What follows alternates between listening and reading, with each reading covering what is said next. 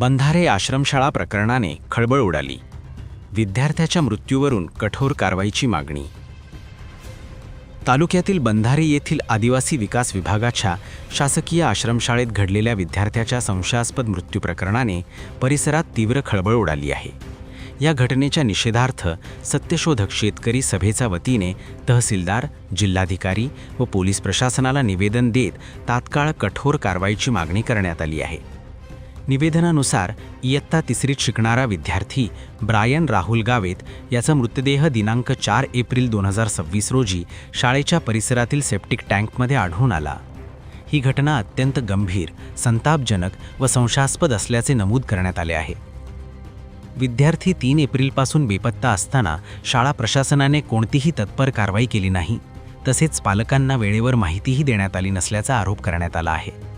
याशिवाय यापूर्वीही अशा प्रकारच्या घटना घडूनही संबंधित अधिकाऱ्यांकडून ठोस कारवाई न झाल्यामुळे प्रशासनाच्या निष्क्रियतेवर प्रश्नचिन्ह उपस्थित झाले आहे.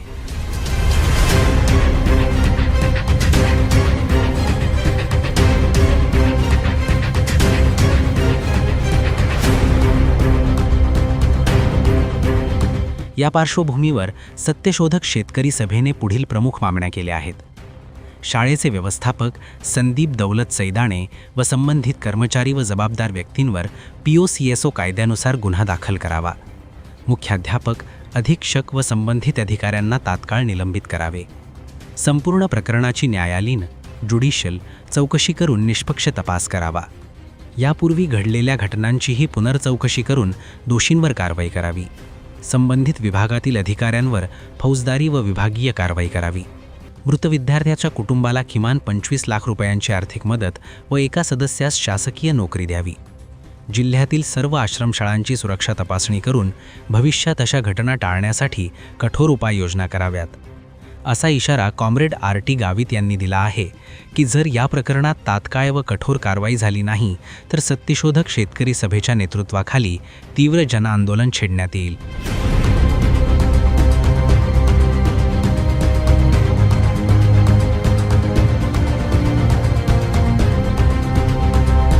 दरम्यान या घटनेमुळे विद्यार्थ्यांच्या सुरक्षिततेबाबत गंभीर प्रश्न निर्माण झाले आहेत व प्रशासनाने याकडे गांभीर्याने लक्ष देऊन दोषींवर कठोर कारवाई करावी अशी मागणी केली आहे. निवेदनावर RT गावित, पालक राहुल गावित, निशाबाई गावित, दत्तू गावित, सचिन गावित, प्रवीण गावित, अंकुश गावित, महेश गावित, सुमित गावित, संदीप मावची, रमेश गावित, सुनील गावित, हाबेल गावित, सुशांत गावित, दिनेश गावित, अंकेश गावित, अभयसिंग गावित, प्रमोद गावित, समीर गावित, आदम गावित, अविनाश गावित, सुभाष वळली, माजी सरपंच रमेश गावित, महेश गावित, राजेश गावित आदींच्या सह्या आहेत.